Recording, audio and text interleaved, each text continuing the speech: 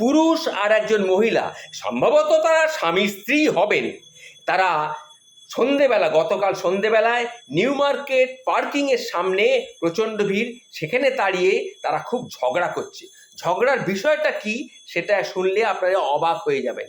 ঝগড়া হচ্ছে, গোটা 40-50 জন মানুষ সেখানে দাঁড়িয়ে সেই ঝগড়া শুনছে, দেখছে আর মজাও নিচ্ছে। মহিলা বলছে, যতদিন না কার কিনছো, কার অর্থাৎ গাড়ি, যতদিন না গাড়ি বা কার কিনছো তোমার সঙ্গে আমি যাব না বলে দিলাম। তোমার বাইকে চড়ে চড়ে আমি ক্লান্ত হয়ে পড়েছি, খালি ধুলো বালি, এসব আর একদম ভালো লাগে না, বুঝতে পেরেছো? এসব আর ভালো লাগে না, কবে তুমি গাড়ি কিনবে সেটা আগে বলো। তখন মহিলার স্বামী বলল, কি করছো তুমি?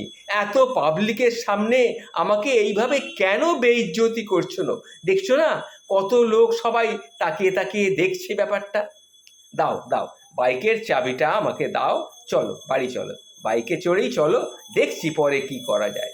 তখন মহিলা বলল, না, আমি চাবি দেব না, কৃপণ কিপটে কথাকার, তোমাকে বিয়ে করেই আমার পুরো জীবনটা একেবারে বরবাদ হয়ে গেল।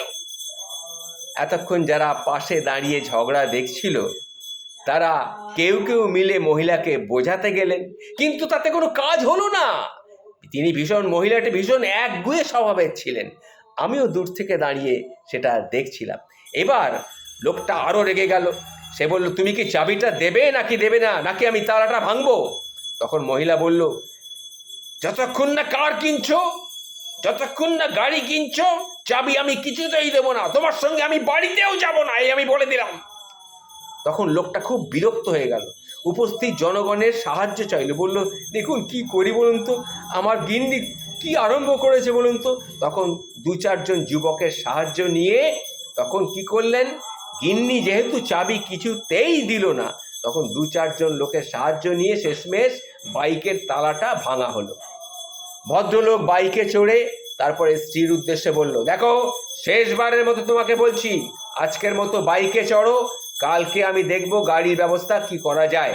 এখন আর ঝামেলা করো না, দেখছো তো এত লোক সবাই দেখছে আর হাসছে, চলো বাইকে উঠে বসো, চলো এখন আজকের মতো বাড়ি চলো, বাড়ি গিয়ে তারপর দেখছি। মহিলাটি তখন দেখলো উপায় কিছু নেই, গুটি গুটি পায়ে বাইকের সামনে গিয়ে বলল, তাহলে আমি চালাই, তুমি পিছনে বসো। তখন ভদ্রলোক বলল, ঠিক আছে তাই চালাও, বলে একটু মুচকি হাসলো, এরপরে দুজনে চলে গেল। আমি দাঁড়িয়ে দাঁড়িয়ে ভাবলাম, যাক বাবা, আপদ গেল, যে যার নিজের কাজে তারপরে সবাই চলে গেল, আমিও চলে গেলাম। এবার নিউ মার্কেট থেকে মার্কেট করে ফিরে এসে ঘন্টাখানেক বাদে, কি 1 ঘন্টা কি 1.5 ঘন্টা বাদে ফিরে এসে দেখি সেই জায়গাটায় খুব ভিড়, 30-40 জন লোক ভিড় করে সেখানে কি যেন চেঁচামেচি করছে। ভিড়ের মাঝে একজন সাহেব, মানে মুসলিম সাহেব, সে তার নাম কি মনসুর না কি এরকম নাম ছিল, সে তার দাঁড়িয়েও ছিল। সে বলছে, মাথায় হাত দিয়ে চিৎকার করছে আর বলছে, ও কি যে হলো, এই 1 মাস হলো আমি বাইকটা কিনেছিলাম, এই ভোর সন্ধ্যায় এইরকমভাবে বাইকটা আমার চুরি হয়ে গেল, এত মজবুত তালা ছিল, ভাঙলো কোন শালা, কোন শালা এই তালাটা ভাঙলো? তখন আমি সেখানে দাঁড়িয়ে তো অবাক, আমি যারা তালাটা ভেঙেছিল তারা তো সব চলে গেছে, কেউ নেই, আমি একমাত্র বোধহয় সেই মানুষ যে এই ঘটনার সাক্ষী রয়েছি। তখন পরোপকারী পাবলিক, তখন কি আর করি, আমি তো মুখে বলতে পারছি না কারা তালাটা ভেঙেছিল, আমি তখন একদম মুখে আঙুল দিয়ে চুপ